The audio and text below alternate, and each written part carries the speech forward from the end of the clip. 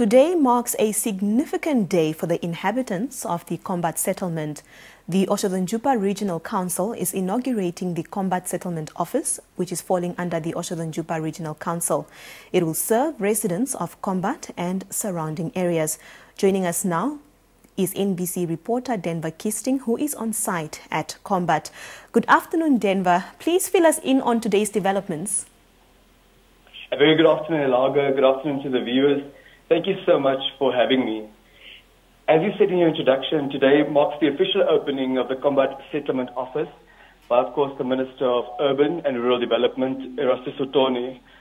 Kombat, as we also know, is a settlement between Otavi and Grootfontein in the Oshozondjupa region. What stood out about the address of the Minister is that we cannot allow politics and tribalism to hamper development. In the same vein, we need to, as Namibians, accept that responsibility for development is everyone's.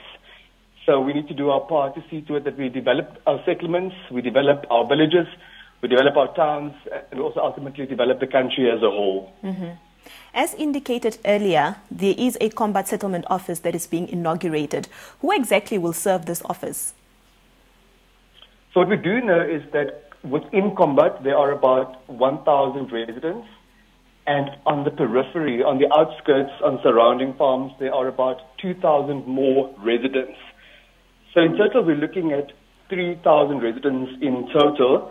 The will be those within the settlement, but also not to forget those on the periphery. The office will serve as an administrative office through which the development efforts will be channeled, and also the provision of basic municipal services for these residents.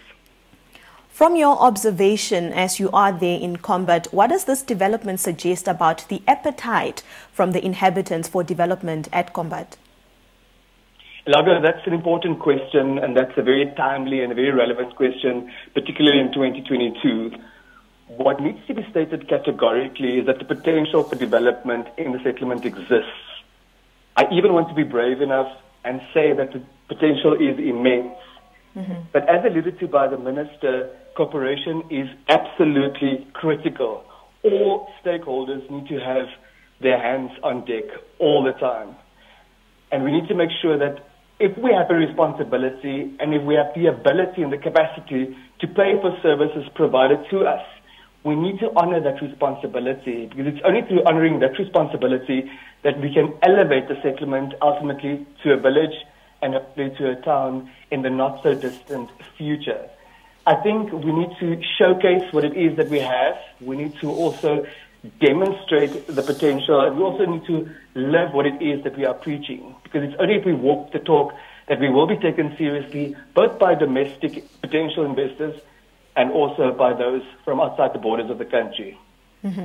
Well, Denver, thank you very much for that update. Laga, thank you very much for having me. Well, that was our colleague Denver Kisting, who is currently in Kombat, talking to us about the inauguration of a Kombat Resettlement Office, or rather Kombat Settlement Office, that has been inaugurated by the Namibian government there today. We move